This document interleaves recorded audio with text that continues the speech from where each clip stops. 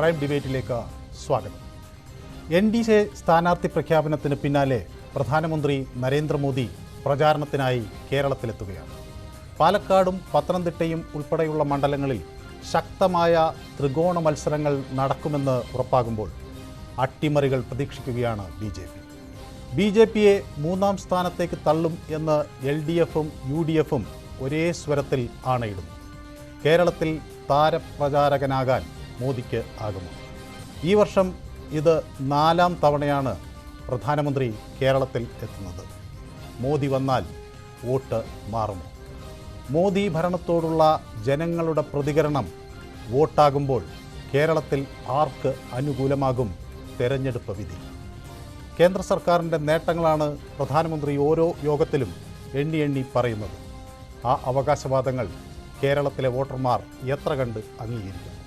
മോദിയെ അനുകൂലിക്കുന്നവരുടെ എണ്ണം കേരളത്തിൽ കൂടിയിട്ടുണ്ടോ? മോദിയെ എതിർക്കുന്നവർ സമ്മതിദാന അവകാശം വിനിയോഗിക്കുമ്പോൾ കേരളത്തിൽ അവർ ആർക്കൊപ്പം നിൽക്കും? മോദി വരുമ്പോൾ ആര് നേട്ടം കൊയ്യും? പ്രൈം ഡിബേറ്റ് ചർച്ച ചെയ്യുന്നു. മോദി വന്നാൽ വോട്ട് കൂടുന്നു. മോദിക്ക് ഗ്യാരണ്ടി ഫലം കാണുന്നു. പ്രൈം ഡിബേറ്റിലേക്ക് സ്വാഗതം.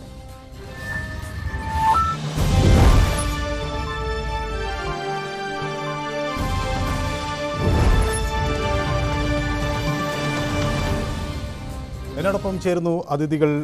DYFI നേതാവ് VK സനോജ്, ഒപ്പം തന്നെ BJP വക്താവ് പ്രിൻറ്റു മഹാദേവ്, ഒപ്പം കോൺഗ്രസ് നേതാവ് വിജേഷ് അരവിന്ദിനെയും പ്രതീക്ഷിക്കുന്നു. ആദ്യം ശ്രീ VK സനോജിലേക്ക്. സനോജ്, മോദി അനുകൂലികളുടെ എണ്ണം കേരളത്തിൽ വർദ്ധിക്കുന്നു എന്നാണ് BJP-യുടെ അവകാശവാദം. കേന്ദ്ര സർക്കാർ പദ്ധതികളുടെ അതിൻ്റെ ഗുണഭോക്താക്കളായിട്ടുള്ള ആളുകൾ BJP-ക്കൊപ്പം നിൽക്കും എന്ന് അവർ പറയുന്നു. സ്ത്രീകളുടെ വലിയ പിന്തുണ ഇത്തവണ വർദ്ധിക്കും എന്ന് പറയുന്നു. കേരളത്തിലും താരപ്രചാരകൻ താൻ തന്നെ എന്ന് മോദി തെളിയിക്കുന്നതാകുമോ അദ്ദേഹത്തിൻ്റെ ഈ 4ാമത്തെ വരവ്?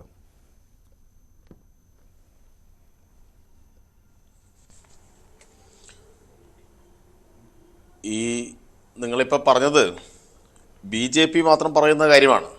BJP-യുടെ തെരഞ്ഞെടുപ്പ് പ്രചരണത്തിൻ്റെ ഭാഗമായിട്ട് അവർ തന്നെ അവരെ വിശേഷിപ്പിക്കുന്ന, അവർ തന്നെ അവർക്ക് വേണ്ടി പ്രചരിപ്പിക്കുന്ന കാര്യങ്ങൾ മാത്രമാണ്. വസ്തുതകൾ നോക്കിയാൽ കേരളത്തിലെ ജനങ്ങൾ BJP-യെ, കേന്ദ്രഭരണത്തെ അങ്ങേയറ്റം വെറുക്കുന്നു എന്നാണ് നമുക്ക് മനസ്സിലാക്കാൻ വേണ്ടി കഴിയുക.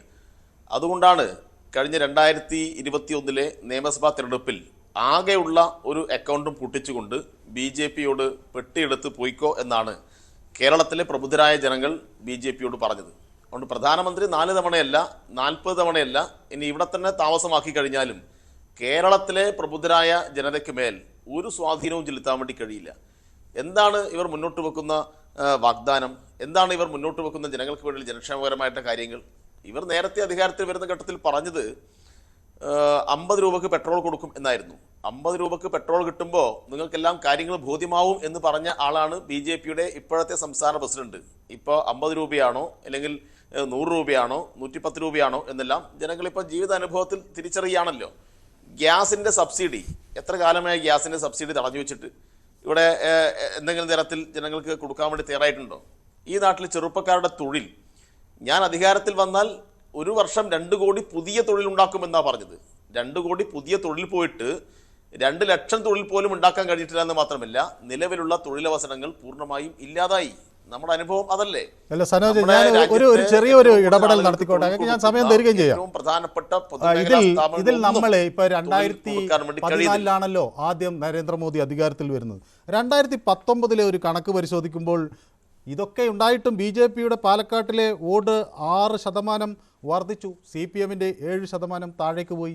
തൃശ്ശൂരിലെ കണക്കെടുക്കാം, അവിടെയും ഈ 2019 തെരഞ്ഞെടുപ്പിൽ 11% നിങ്ങൾ താഴോട്ട് പോയി. അതേസമയം BJP 17% വോട്ട് വർദ്ധിച്ചു. അപ്പോൾ അവർക്ക് അത് ചൂണ്ടിക്കാണിക്കാനാവുകയാണ്. അതാണ് അതിലെ പ്രശ്നം.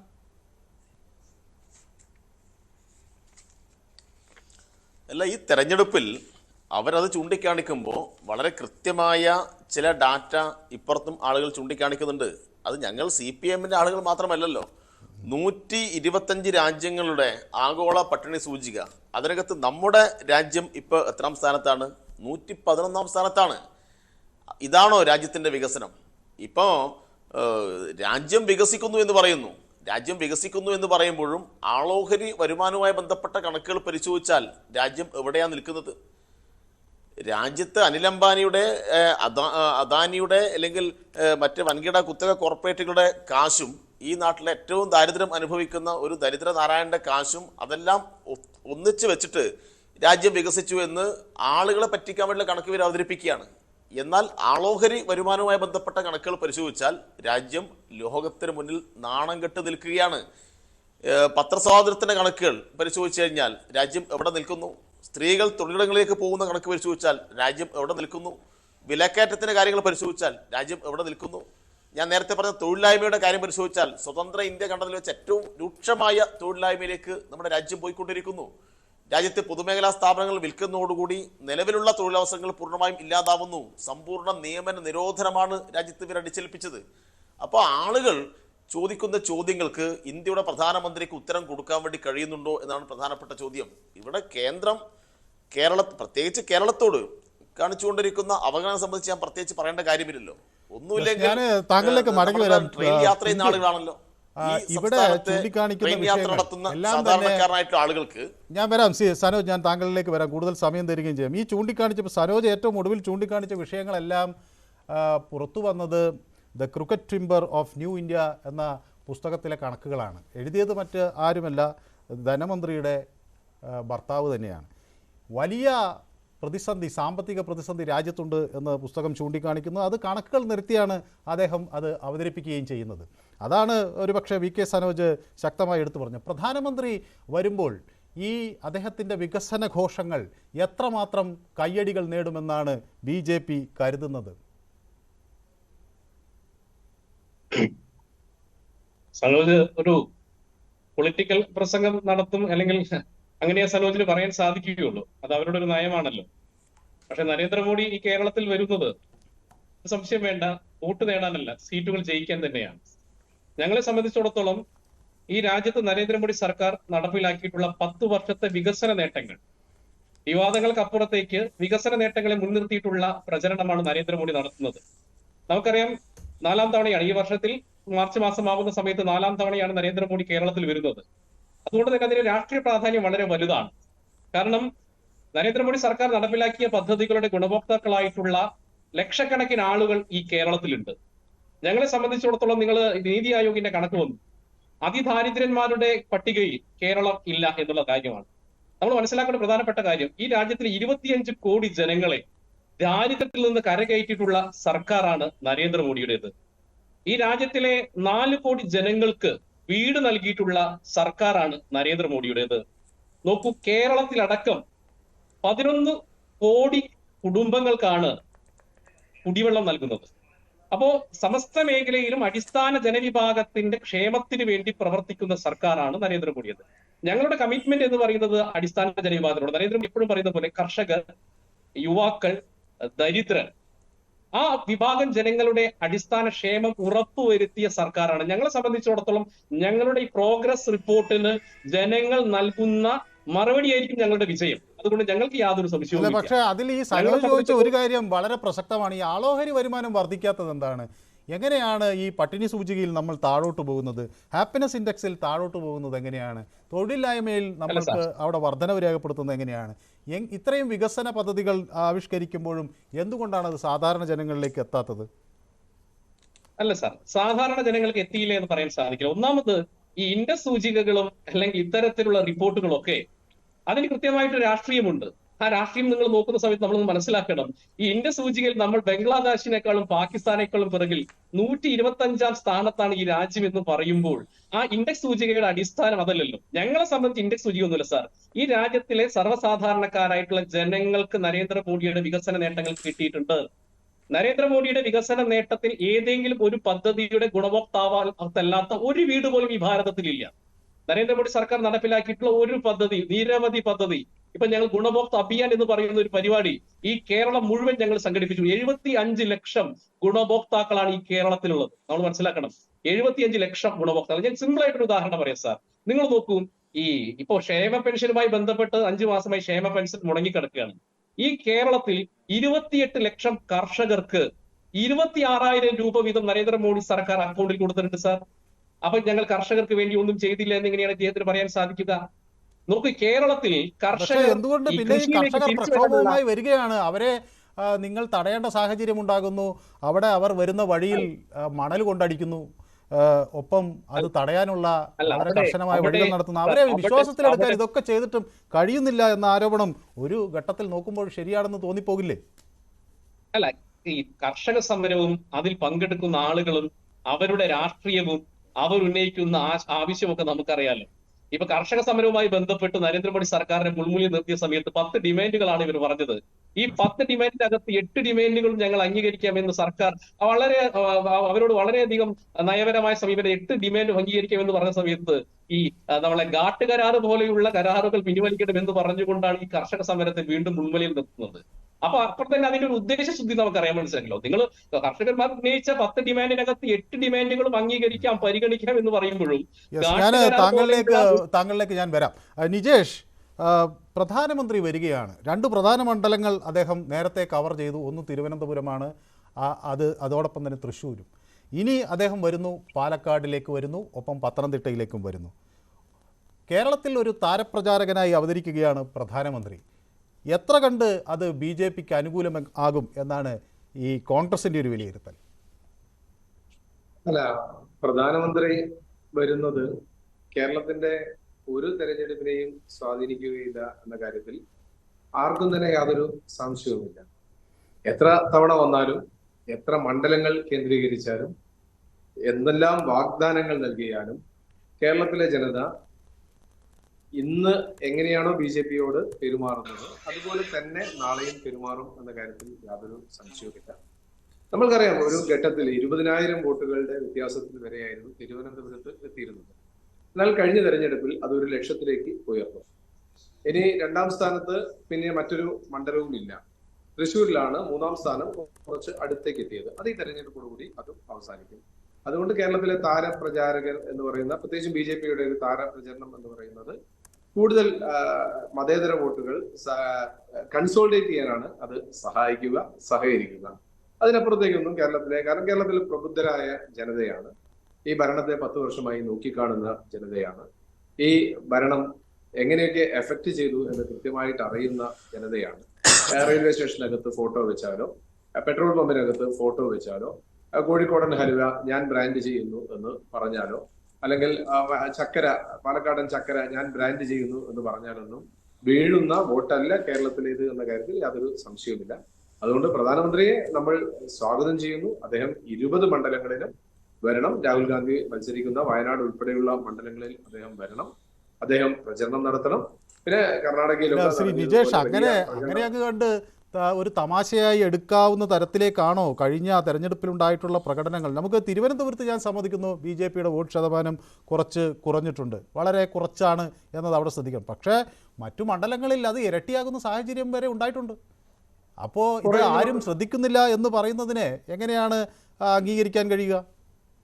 അല്ല, അങ്ങനെ വരുന്ന മണ്ഡലങ്ങളിലെ വോട്ട് ഷെയർ ഒരു തെരഞ്ഞെടുപ്പ് കഴിയുമ്പോൾ കുറയുന്നതും നമ്മൾ കാണുന്നുണ്ട്. നിയമസഭാ തെരഞ്ഞെടുപ്പിൽ വോട്ട് ഷെയർ നേരെ താഴോട്ട് പോയിട്ടുണ്ട്. അല്ല, അവിടെയാണ് ആ പ്രശ്നം. നിയമസഭാ തെരഞ്ഞെടുപ്പിലെ വോട്ടിംഗ് പാറ്റേൺ അല്ല പാർലമെന്റ് തെരഞ്ഞെടുപ്പിൽ. കാരണം പാർലമെന്റ് തെരഞ്ഞെടുപ്പിൽ കീ ഫാക്ടർ നരേന്ദ്രമോദിയാണ്. സ്വാഭാവികമായും അദ്ദേഹത്തിന് കിട്ടുന്നു ഈ അംഗീകാരം എന്നല്ല ഈ കണക്ക് നോക്കുമ്പോൾ നമ്മൾ മനസ്സിലാക്കേണ്ടത്. അല്ല, കേരളത്തിൽ അതിനെ വെൽക്കം ചെയ്യാൻ, പ്രതിപക്ഷ രാഷ്ട്രീയ പ്രസ്ഥാനത്തിലേക്ക് വെൽക്കം ചെയ്യാൻ ഞങ്ങൾ കാത്തിരിക്കുന്നു. ഏതായാലും ഞാൻ ഒരു കാര്യം ശ്രീ നിജേഷ് ഞാൻ ചോദിക്കട്ടെ, ഈ ഒരു നിർണായക ഘട്ടത്തിൽ കോൺഗ്രസിൽ നിന്ന് ആളുകൾ പോകുന്നു എന്നത് കോൺഗ്രസിനെ ഏതെങ്കിലും തരത്തിൽ പ്രതിരോധത്തിലാക്കുന്നുണ്ടോ? കോൺഗ്രസിൽ നിന്ന് ആളുകൾ പോകുന്നു. ഇപ്പൊ ഇന്നത്തെ വാർത്ത എന്താ? ഹരിയാനയിലെ BJP MP കോൺഗ്രസിലേക്ക് വന്നു. കഴിഞ്ഞ ദിവസം ശ്രീകാന്ത് ജന കോൺഗ്രസിലേക്ക് വന്നു. അതൊക്കെ സ്വാഭാവികമാണ് തെരഞ്ഞെടുപ്പ് കാലം വരുമ്പോൾ. കുറെ പേര് അല്ല, പക്ഷെ അത് ഉത്തരേന്ത്യയിൽ അത് സ്വാഭാവികമായിരുന്ന ആളുകൾ അങ്ങോട്ടും ഇങ്ങോട്ടും പോകുന്നു. കേരളത്തിൽ ആ രീതി അത്ര കണ്ട് ഉണ്ടായിരുന്നോ? പക്ഷെ അത് കേരളത്തിലേക്ക് വരുന്നു എന്ന ആശങ്ക വരികയല്ലേ? അല്ല, കേരളത്തിൽ എന്താ ആശങ്ക? കേരളത്തിന്റെ ചരിത്രത്തിൽ ഏതെങ്കിലും ഒരു നേതാവിന്റെ പുറകെ അണികൾ പോകുന്ന സാഹചര്യം ഉണ്ടായിട്ടുണ്ടോ? ഏതെങ്കിലും ഒരു സീറ്റിനെ സ്വാധീനിക്കാനുള്ള വ്യക്തിപ്രഭാവം നേതാക്കന്മാർക്കുണ്ട്, അല്ലെങ്കിൽ നേതാക്കന്മാരൊന്ന് മാറി നിന്ന് കഴിഞ്ഞാൽ ആ ഭാഗത്തേക്ക് പോകുന്ന സാഹചര്യം ഉണ്ടായിട്ടുണ്ടോ? കേരളത്തിൽ അങ്ങനെ പ്രബുദ്ധരായ ജനത, ഇപ്പോ ഏറ്റവും അവസാനമായി പോയത് പത്മജ വേണുഗോപാലാണ്. പത്മജ വേണുഗോപാൽ പോയതിന്റെ ഇമ്പാക്ട് തൃശ്ശൂരിലുണ്ടോ? ഞങ്ങൾ അത് വെല്ലുവിളിക്കാൻ തയ്യാറാണ്. എന്തിന് പത്മജ പോയി എന്നുള്ളത് പകൽ പോലെ വ്യക്തമാണ്. അത് ഞാൻ അതിന്റെ രാഷ്ട്രീയത്തിലേക്ക് കടന്നു പോകുന്നില്ല. പക്ഷെ ഏതെങ്കിലും ഒരു വ്യക്തി പോയി കഴിഞ്ഞാൽ, ഇപ്പൊ KP അനിൽകുമാർ കോൺഗ്രസിന്റെ ഓർഗനൈസേഷൻ ജനറൽ സെക്രട്ടറി ആയിരുന്നു, അദ്ദേഹം പോയി. അതെ, പിന്നെ ടോം വടക്കൻ പോയി. നിങ്ങൾ ഇന്നത്തെ എല്ലാ പത്രങ്ങളും ഹൈലൈറ്റ് ചെയ്ത ചില വിഷയങ്ങളുണ്ട്. കോൺഗ്രസിൽ നിന്ന് വിട്ടുപോയ ടോം വടക്കനെ, അബ്ദുള്ളക്കുട്ടിയെ, അതുപോലെ തന്നെ CPM നിന്ന് പോയ അൽഫോൺസ് കണ്ടന്താനത്തിനെ, ഇവരൊക്കെ ഇന്ന് എവിടെയാണ് എന്ന ചോദ്യമുണ്ട്. അതുകൊണ്ട് കേരളത്തെ സംബന്ധിച്ചിടത്തോളം അങ്ങനെ ഒരു പ്രശ്നം ഉദിക്കുന്നില്ല. ഞാൻ നിസ്സാരവൽക്കരിച്ച് സംസാരിക്കുന്നതല്ല, നിസ്സാരവൽക്കരിച്ചല്ല. കേരളത്തിൽ അങ്ങനെ ഒരു ആയാറാം ഗയാറാം രാഷ്ട്രീയത്തിനോ ഒന്നും പ്രസക്തിയില്ല. കേരളത്തിലെ വളരെ ഉത്ബുദ്ധരായ ജനതയാണുള്ളത്. പൊളിറ്റിക്കലാണ് കേരളത്തിലെ വോട്ടുകൾ. അതിലെവിടെ ജാതിയോ മതമോ സമുദായമോ ഒന്നും സ്വാധീനിക്കില്ല. വളരെ പൊളിറ്റിക്കലായ മണ്ഡലങ്ങളാണ്, വോട്ടാണ്. അവർക്ക് വളരെ കൃത്യമായ ധാരണയുണ്ട്. ഈ തവണ പാത്രം മുട്ടി കോവിഡിനെ ഒഴിവാക്കാൻ ശ്രമിച്ച, അല്ലെങ്കിൽ ചൂട്ട് കത്തിച്ച് കോവിഡിനെ ഒഴിവാക്കാൻ ശ്രമിച്ച, നോട്ട് നിരോധനം കൊണ്ട് തകർത്ത, തൊഴിലില്ലായ്മ ഏറ്റവും മാക്സിമത്തിലെത്തിയ, പെട്രോളിയം ഉൽപ്പന്നങ്ങളുടെ വില ഏറ്റവും ഉന്നതിയിലേക്ക് കൊണ്ടുപോയ, ഗ്യാസിന് ഉജ്ജ്വൽ യോജന എന്ന് പറഞ്ഞ എല്ലാ വീടുകൾക്കും ഗ്യാസ് എത്തിച്ച് അതിന്റെ വില സബ്സിഡി എടുത്തു കളഞ്ഞ, വില മാക്സിമത്തിൽ എത്തിച്ച ഈ ഗവൺമെന്റിനോട് പ്രതികാരം ചെയ്യാൻ, സിമെന്റിനും കമ്പിക്കും വില കൂട്ടിയ, നിർമ്മാണ മേഖല ഇല്ലാതാക്കി എല്ലാം അദാനിയിലേക്ക് മാറ്റിയെടുത്ത ഈ നരേന്ദ്രമോദി ഗവൺമെന്റിനോട് ഒന്ന് പ്രതികാരം ചോദിക്കാൻ വേണ്ടി കാത്തിരിക്കുന്ന കേരള ജനതയ്ക്ക് അദ്ദേഹം തന്നെ നേരിട്ട് വന്നാൽ വളരെ സന്തോഷമാണ്, സൗകര്യമാണ്. ഞാൻ താങ്കളിലേക്ക് മടങ്ങി വരാം. ശ്രീ സനോജ്, നരേന്ദ്രമോദിയോട് പ്രതികാരം ചോദിക്കാൻ കാത്തിരിക്കുന്നവരുണ്ട് കേരളത്തിൽ എന്നാണ് നിജേഷ് അരവിന്ദ് പറയുന്നത്. അങ്ങനെ പ്രതികാരം ചോദിക്കേണ്ടവർ ആർക്കൊപ്പം നിൽക്കും എന്നൊരു ചോദ്യം കൂടി അവിടെ ഉയരുകയാണ്. അത് കോൺഗ്രസിനൊപ്പം അവർ നിൽക്കുമോ? കഴിഞ്ഞ തെരഞ്ഞെടുപ്പിൽ അങ്ങനെയാണ് നമുക്കൊരു ചിത്രം കിട്ടിയത്. അവർക്ക് പ്രതീക്ഷ കോൺഗ്രസിലായിരുന്നു. ഇങ്ങനെ വീണ്ടും 2024 ഒരു തെരഞ്ഞെടുപ്പ് വരുമ്പോൾ അത് ആവർത്തിക്കും എന്ന് ആഗ്രഹിക്കാൻ കോൺഗ്രസിന് അവകാശമില്ലേ?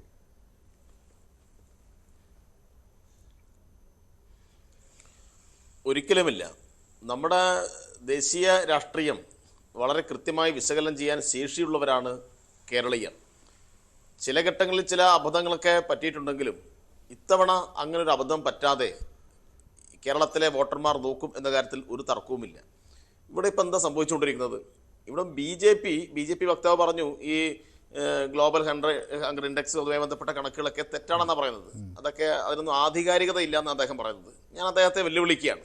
ഇപ്പം നമ്മുടെ രാജ്യത്തിൻ്റെ ഇത്തരം ചില കണക്കുകൾ അത് വിശ്വാസ്യതയില്ലാത്ത ഏജൻസി വിടുന്ന കണക്കുകൾ എന്നാണ് അദ്ദേഹം പറയുന്നത്. അങ്ങനെയാണെങ്കിൽ അതുമായി ബന്ധപ്പെട്ട് നമുക്ക് ചർച്ച നടത്താം. ഞാൻ മനസ്സിലാക്കിയെടുത്തോളം ആഗോള പട്ടിണി സൂചികയുമായി ബന്ധപ്പെട്ട കണക്കുകളും അതെല്ലാം ആധികാരികമായ കണക്കുകൾ തന്നെയാണ്. അപ്പോൾ അതിലെല്ലാം അദ്ദേഹം ഒഴിഞ്ഞു മാറുകയാണ് ചെയ്തത്. അപ്പോൾ ഇത്തരം വളരെ സൂക്ഷ്മമായ കൃത്യമായ ഡാറ്റ വെച്ച് ഈ കാര്യങ്ങൾ അവതരിപ്പിക്കുന്ന ഘട്ടത്തിൽ അതെല്ലാം വിട്ടേക്കൂ. അതൊന്നും നമ്മൾ കാര്യമാക്കേണ്ടതില്ല. അതിലൊന്നും ആധികാരികതയില്ല. അതെല്ലാം തെറ്റായ കാര്യമാണ്. ഞാൻ പറയുന്നതാണ് ശരിയെന്നാണ് ഇപ്പം BJP വക്താവ് പറയുന്നത്. അദ്ദേഹത്തോടൊക്കെ എന്ത് പറയാനാണ്? നമ്മുടെ രാജ്യം സ്വതന്ത്ര ഇന്ത്യ കണ്ടതിൽ വെച്ച് ഏറ്റവും വലിയ തൊഴിലില്ലായ്മ നിരക്ക് ഇപ്പം അനുഭവിക്കുന്നു, തൊഴിലില്ലായ്മയിലേക്ക് രാജ്യം കൂപ്പൂത്തുന്നു എന്ന് പറയുമ്പോൾ അതിന് കൃത്യമായ രേഖ എവിടെയുണ്ട്, ആധികാരികതയുണ്ട്. ഇപ്പം ഞാൻ നേരത്തെ പറഞ്ഞു, ഏറ്റവും കൂടുതൽ ആളുകൾക്ക് തൊഴിൽ കൊടുത്ത മേഖല പൊതുമേഖലാ സ്ഥാപനങ്ങളായിരുന്നു. ഇന്ത്യൻ റെയിൽവേയിൽ എത്ര വർഷമായി നിയമനം നടന്നിട്ടുന്ന കാര്യം BJP വക്താവോട് പറയേണ്ടതുണ്ട്. ഇപ്പോൾ ഇന്ത്യയുടെ റെയിൽവേ സ്റ്റേഷൻ്റെ ഉള്ളിൽ കോടിക്കണക്കിന് ഉറുപ്പിക ചെലവഴിച്ചിട്ട് നരേന്ദ്രമോദിയുടെ സെൽഫി പോയിന്റ് സ്ഥാപിക്കുന്നതല്ലാതെ മറ്റെന്തെങ്കിലും തരത്തിൽ വികസന പ്രവർത്തനം നടക്കുന്നുണ്ടോ? കേരളത്തിൽ കൂടി ഓടുന്ന ട്രെയിനിൻ്റെ അവസ്ഥ എന്താ? നമ്മളിപ്പോൾ ഓൺലൈനിൽ ടിക്കറ്റ് റിസർവ് ചെയ്യുന്ന ഘട്ടത്തിൽ നമ്മൾ യാത്ര നടത്തിയിട്ടില്ലെങ്കിലും നമ്മുടെ കാശ് അങ്ങോട്ട് പോവുകയാണ്. തേർഡ് AC കമ്പാർട്ട്മെൻറ്റുകൾ പൂർണ്ണമായിട്ടും സ്ലീപ്പർ കമ്പാർട്ട്മെൻറ്റുകൾ ഒഴിവാക്കിയിട്ട് തേർഡ് ACയിലേക്ക് കാര്യങ്ങൾ മാറ്റുകയാണ്.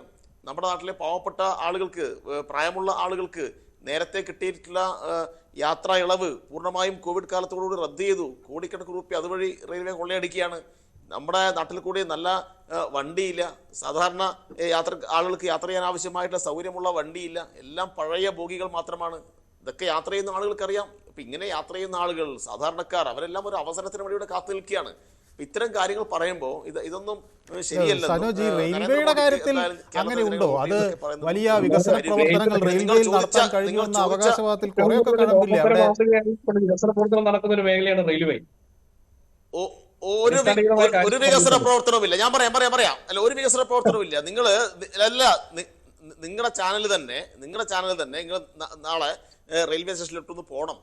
നമ്മുടെ യാത്രക്കാർ അനുഭവിക്കുന്ന പീഡനം നിങ്ങൾ മനസ്സിലാക്കണം. ഇവർ പറഞ്ഞു റെയിൽവേ പ്രശ്നങ്ങൾ പൂർണ്ണമായും പരിഹരിക്കാൻ വന്ദേ ഭാരത് വന്നാൽ എല്ലാം പരിഹരിക്കും എന്നാണ് പറഞ്ഞത്. വന്ദേ ഭാരത് വന്നപ്പോൾ ഈ നാട്ടിലെ സാധാരണക്കാരന്റെ യാത്രാ പ്രശ്നം കൂടുകയാണ് ചെയ്തത്. വന്ദേ ഭാരത് ഒരു ഗുണവും ഇല്ല എന്നുള്ള അർത്ഥത്തിലെല്ലാം പറയുന്നത്. പക്ഷെ വന്ദേ ഭാരത് വന്നപ്പോൾ വന്ദേ ഭാരത് ഓടിക്കാൻ പറ്റിയ ട്രാക്ക് കപ്പാസിറ്റി നമ്മുടെ റെയിൽവേ സംവിധാനത്തിലുണ്ടോ, കേരളത്തിലുണ്ടോ? ഇല്ല. വന്ദേ ഭാരത് പോയി കടന്നു പോകാൻ വേണ്ടിയിട്ട് മണിക്കൂറുകൾ സാധാരണ യാത്രക്കാർ കാത്തു നിൽക്കേണ്ടി വരുന്നു. അതുകൊണ്ട് യഥാർത്ഥത്തിൽ നമ്മുടെ റെയിൽവേയുമായി ബന്ധപ്പെട്ട പ്രശ്നങ്ങൾ ആത്മാർത്ഥമായി പരിഹരിക്കാൻ BJP ഗവൺമെന്റ് തയ്യാറായിട്ടില്ല. ഞാൻ പറഞ്ഞ ഈ രണ്ട് കാര്യങ്ങൾ, സ്ലീപ്പർ കോച്ചുകൾ എടുത്തു കളയുന്നു, പകരം തേർഡ് AC കൊണ്ടുവരുന്നു. സാധാരണക്കാരന് തേർഡ് AC പോകാൻ കഴിയോ? സ്ഥിരം ജോലിക്ക് പോകുന്ന ആൾക്ക് തേർഡ് AC പോകാൻ കഴിയോ? നിങ്ങൾ രാവിലെ കാസർഗോഡ് ഇവിടുന്ന് മംഗലാപുരത്ത് പുറപ്പെടുന്ന പരശുറാം വണ്ടിയിൽ കയറണം. കണ്ണൂരിൽ നിന്ന് യാത്ര ചെയ്തിട്ട് കോഴിക്കോട് പോയി സ്ഥിരമായി ജോലി ചെയ്ത് വരുന്ന ആളുകളുണ്ട്. അവർക്കിപ്പോൾ ആ വണ്ടി പോകാൻ കഴിയുന്നുണ്ടോ? കഴിയുന്നില്ല. അങ്ങേറ്റം വലിയ കഷ്ടപ്പാടുകൾ അതുമായി ബന്ധപ്പെട്ട് ഈ യാത്രക്കാർ അനുഭവിച്ചുകൊണ്ടിരിക്കുകയാണ്. റെയിൽവേയിൽ പ്രത്യേകിച്ച് കേരളത്തോടുള്ള അവഗണന അതിശക്തമാണ് എന്ന് പറയാൻ വേണ്ടി കഴിയും. നിങ്ങൾ ചോദിച്ചൊരു ചോദ്യത്തിലേക്ക് വരാം. നിങ്ങൾ ചോദിച്ചു പകരം ആരെ കേരളം തെരഞ്ഞെടുക്കും എന്ന ചോദ്യമാണ്. ഒരു സംശയം വേണ്ട, ഇടതുപക്ഷത്തെ തെരഞ്ഞെടുക്കും. കാരണം കോൺഗ്രസിനെ തെരഞ്ഞെടുത്തത് കൊണ്ട് പ്രത്യേകിച്ച് ഒരു ഗുണവുമില്ല എന്ന് അവർ അനുഭവത്തിന്റെ അടിസ്ഥാനത്തിൽ മനസ്സിലാക്കിയിട്ടുണ്ട്. ഇപ്പം നിങ്ങൾ നോക്ക്, ആലപ്പുഴയിൽ UDFന്റെ സ്ഥാനാർത്ഥി ആരാ? ആലപ്പുഴയിൽ UDFന്റെ സ്ഥാനാർത്ഥി KC വേണുഗോപാല. KC വേണുഗോപാൽ രാജസ്ഥാനിൽ നിന്നുള്ള MP ആണ്. ഇന്ത്യയുടെ പാർലമെന്റ് രാജ്യസഭയിൽ കേവല ഭൂരിപക്ഷത്തിന് BJPക്ക് 4-5 ആളുകളുടെ പിന്തുണ കൂടി വേണ്ടതുണ്ട്. അത് ഇല്ലാത്തത് കൊണ്ട് പല പ്രധാനപ്പെട്ട കാര്യങ്ങളും അത്ര എളുപ്പത്തിൽ പാസ്സാക്കിയെടുക്കാൻ BJP കഴിയുന്നില്ല. അതിന് സഹായകരമായ ഒരു നിലപാടാണ് ഈ KCയുടെ സ്ഥാനാർത്ഥിത്വത്തിൽ കൂടി ഇപ്പൊ കോൺഗ്രസ് അവർക്ക് മുന്നിൽ വെച്ചത്. അല്ല, പക്ഷെ ലോക്സഭയിലെ എണ്ണം വർദ്ധിപ്പിക്കാനല്ലേ ജയിച്ചു കഴിഞ്ഞാൽ ആലപ്പുഴയിൽ അല്ല ലോകസഭയിൽ എണ്ണം വർദ്ധിപ്പിക്കുന്നു. ആരെ തോപ്പിച്ചിട്ട്? നിങ്ങൾ വിശാലമായ രാഷ്ട്രത്തിന്റെ താല്പര്യമാണ് നോക്കുന്നുണ്ടെങ്കിൽ ആരിഫ് BJP വിരുദ്ധമായ നിലപാട് ഇന്ത്യയുടെ ലോകസഭയിൽ സ്വീകരിക്കൂലേ? നിങ്ങൾ നോക്ക്, ഒരു ഇന്ത്യ സഖ്യമുണ്ടാക്കുന്നു, രാജ്യമാണ് പ്രധാനം എന്ന് പറയുന്നു, ഭരണഘടനയുടെ വെല്ലുവിളിയെ സംബന്ധിച്ച് പറയുന്നു, വലിയ ദേശീയ പ്രാധാന്യമുള്ള ഒരു തെരഞ്ഞെടുപ്പ്. ആ തെരഞ്ഞെടുപ്പിൽ ആർക്കെതിരെയാണ് കോൺഗ്രസിന്റെ ഏറ്റവും പ്രധാനപ്പെട്ട ദേശീയ നേതാവ് എന്ന് മത്സരിക്കുന്നു എന്ന് മാത്രമല്ല, മത്സരിച്ച് ജയിച്ചു കഴിഞ്ഞാൽ കോൺഗ്രസ് ഉണ്ടാവുന്ന നഷ്ടത്തെക്കുറിച്ച് എന്താ ചിന്തിക്കാത്തത്? BJPക്ക് ഉണ്ടാവുന്ന ലാഭത്തെക്കുറിച്ച് എന്താ ചിന്തിക്കാത്തത്? BJPക്ക് എങ്ങനെ ലാഭം ഉണ്ടാവുന്നത്? BJPക്ക് രാജസ്ഥാനിൽ എളുപ്പത്തിൽ ഒരു രാജ്യസഭാ അംഗത്തെ തിരഞ്ഞെടുക്കാൻ വേണ്ടി കഴിയും. ഇനി കോൺഗ്രസ് വിചാരിച്ചാൽ രാജസ്ഥാനിൽ ഒരു രാജ്യസഭാ അംഗത്തെ തിരഞ്ഞെടുക്കാൻ വേണ്ടി കഴിയില്ല. ഇനിയും 2 വർഷം കാലാവധി ഉണ്ടായിരിക്കെ എന്തിനു വേണ്ടിയിട്ടാണ് ആ രാജ്യസഭാ അംഗത്വം ഉപേക്ഷിച്ചിട്ട് ഇങ്ങോട്ട് വരാൻ ഈ കോൺഗ്രസിന്റെ ദേശീയ നേതാവ് തയ്യാറാവുന്നത്? അപ്പൊ ഇതൊക്കെ കൃത്യമായ ഡീലാണ്. നിങ്ങൾ മനസ്സിലാക്കേണ്ട, ഇപ്പൊ പാലക്കാട് നിന്ന് ഷാഫി MLA ഇങ്ങോട്ട് വരികയാണ്, മലബാറിലേക്ക് വരികയാണ്. എന്തേ മലബാറിൽ മത്സരിക്കാൻ കോൺഗ്രസിന് ആളില്ലേ? മലബാറിന് മത്സരിക്കാൻ കോൺഗ്രസിന് പറ്റാവുന്ന ആളില്ലേ? അങ്ങനെ MLA തന്നെ വേണമെന്നുണ്ടെങ്കിൽ പിന്നെ സിദ്ദിഖിന് എന്തുകൊണ്ട് മത്സരിച്ചുകൂടാ? അപ്പോൾ BJPക്ക് എളുപ്പത്തിൽ ജയിച്ചു വരാൻ വേണ്ടി കഴിയുന്ന ഒരു സീറ്റാണ് പാലക്കാട്. അപ്പോ വടകരയിലെ BJPയുടെ വോട്ട് ഇങ്ങോട്ട് വാങ്ങിക്കുക, എന്നിട്ട് അവിടെ അഥവാ ഇലക്ഷൻ വരികയാണെങ്കിൽ അവിടെ അങ്ങനെ നമുക്ക് അങ്ങനെ ആരോപിക്കാൻ കഴിയുമോ?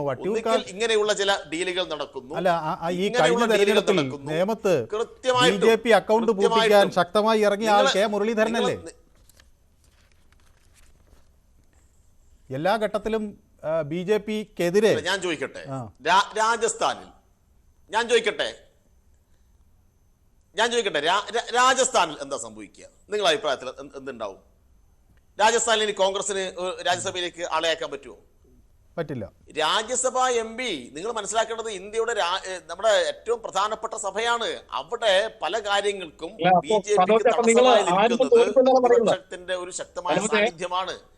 അവിടെ BJPക്ക് കരുത്ത് വർദ്ധിപ്പിക്കുക എന്ന് പറഞ്ഞാൽ രാജ്യത്തെ ഒറ്റ കൊടുക്കുമെന്നർത്ഥം.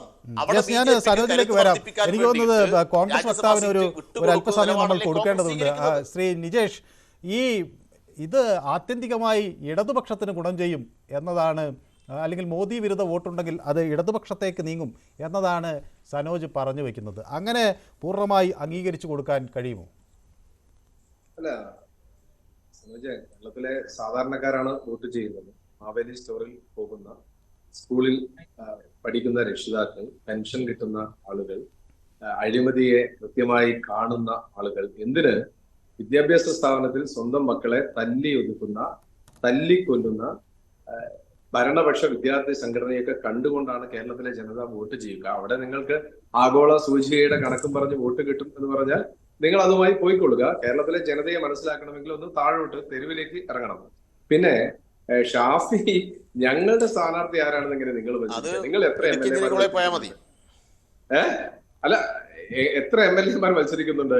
ഞാൻ ഷനോജിനോട് ഒരു ചെറിയ കണക്ക് ചോദിക്കട്ടെ. പാലക്കാട് കോൺഗ്രസിന്റെ വോട്ട് ഷെയർ നേരത്തെ CPM-ന് 43%, കോൺഗ്രസിന് 41%. അത് കോൺഗ്രസ് 41% ആയ സമയത്താണ് നിങ്ങൾ 36-ലേക്ക് പോയത്. തൊട്ടടുത്ത തെരഞ്ഞെടുപ്പിൽ നിങ്ങൾ 32-ലേക്ക് പോയി, BJP 33-ലേക്ക് വന്നു. തൊട്ടടുത്ത തെരഞ്ഞെടുപ്പിൽ 19% മാത്രം ഉണ്ടായിരുന്ന BJP 36-ലേക്കും കോൺഗ്രസ് 38-ലേക്കും എത്തിയപ്പോൾ നിങ്ങൾ 22%-ലേക്കാണ് എത്തിയത്. ഇപ്പൊ നിങ്ങളുടെ വോട്ടാണ് അവിടെ പോയത്. നിങ്ങൾ തന്നെ BJP-യെ ജയിപ്പിക്കുമെന്ന് ഉറപ്പിച്ചു പറയേണ്ട എന്ത് സാഹചര്യമാണ് അവിടെയുള്ളത്? നിങ്ങളുടെ വോട്ട് എവിടെ പോയി? ഞങ്ങളുടെ വോട്ട് കോൺസ്റ്റന്റ് ആണ്. 39 മുതൽ 43% വരെ പാലക്കാട് ഞങ്ങളുടെ വോട്ടിന് യാതൊരു മാറ്റവും വന്നിട്ടില്ല. UDF വോട്ടുകൾക്ക് നിങ്ങളുടെ വോട്ടുകളാണ് അവിടെ നഷ്ടപ്പെട്ട് താഴോട്ട് പോയത്. BJP-യുടെ വോട്ടാണ് കൂടിയത്. എന്നിട്ടും ഞങ്ങളാണ് ഡീൽ എന്ന് പറയുന്നതിൽ എന്ത് അർത്ഥമാണുള്ളത്? ഞങ്ങൾക്ക് വടകര ജയിക്കണം, നിങ്ങളും MLA ആണ് നിർത്തിയത്. ഞങ്ങൾക്ക് വടകര ജയിക്കണം, ഞങ്ങൾക്ക് വെല്ലുവിളി വന്നു തൃശ്ശൂരിൽ നിന്ന്, ഞങ്ങൾക്കത് തെളിയിക്കണം. തൃശ്ശൂരിൽ തെളിയിക്കണം. K. കരുണാകരന്റെ തട്ടകത്തിൽ കോൺഗ്രസ് തിരിച്ചു വരുന്നു എന്ന് തെളിയിക്കണം. BJP വെല്ലുവിളി ഉയർത്തുന്ന സമയത്ത്, BJP-യുടെ നരേന്ദ്രമോദി നിരന്തരമായി വന്നു പോകുന്ന സമയത്ത്, തൃശ്ശൂർ ഞങ്ങൾ എടുക്കും എന്ന് പറയുന്ന സമയത്ത് എടുക്കാൻ പറ്റില്ല. അവിടെ കോൺഗ്രസ് ജയിക്കുമെന്ന് ഞങ്ങൾക്ക് തെളിയിക്കണം. ആലപ്പുഴ ഞങ്ങൾ എല്ലാ സീറ്റും, ആലപ്പുഴയിൽ ഞങ്ങൾക്ക് ലോക്സഭയിലേക്കാണ് ഷനോജ് സീറ്റ് കിട്ടേണ്ടത്. ലോക്സഭയിലേക്ക് സീറ്റ് കിട്ടണം. ഞങ്ങൾക്ക് ഇത്തവണ ഇന്ത്യ മുന്നണിക്ക് ഇന്ത്യ രാജ്യം പിടിക്കണം. സൗത്തിൽ നിന്ന് മാക്സിമം സീറ്റ്, നോർത്തിൽ നിന്ന് മാക്സിമം, അതുപോലെ തന്നെ ഈസ്റ്റിൽ നിന്ന് മാക്സിമം. ഇത് തന്നെയാണ് ഞങ്ങളുടെ പോളിസി. അതിനുവേണ്ടി വിട്ടുവീഴ്ചകൾ ഞങ്ങൾ ചെയ്യും. കഴിഞ്ഞ കാലം വരെ നിങ്ങൾ പറഞ്ഞത് ഞങ്ങൾ വിട്ടുവീഴ്ച ചെയ്തില്ല എന്നാണ്. ഇന്ന് സമാജ്വാദി പാർട്ടിയുമായി ഉത്തർപ്രദേശിൽ, മധ്യപ്രദേശിൽ, രാജസ്ഥാനിലൊക്കെ ഞങ്ങൾ എത്തി. ഞങ്ങൾ ഏത് കാലവും എതിർത്ത ആപ്പുമായി, ആം ആദ്മി പാർട്ടിയുമായി ഞങ്ങൾ സഖ്യത്തിലേക്ക് എത്തി.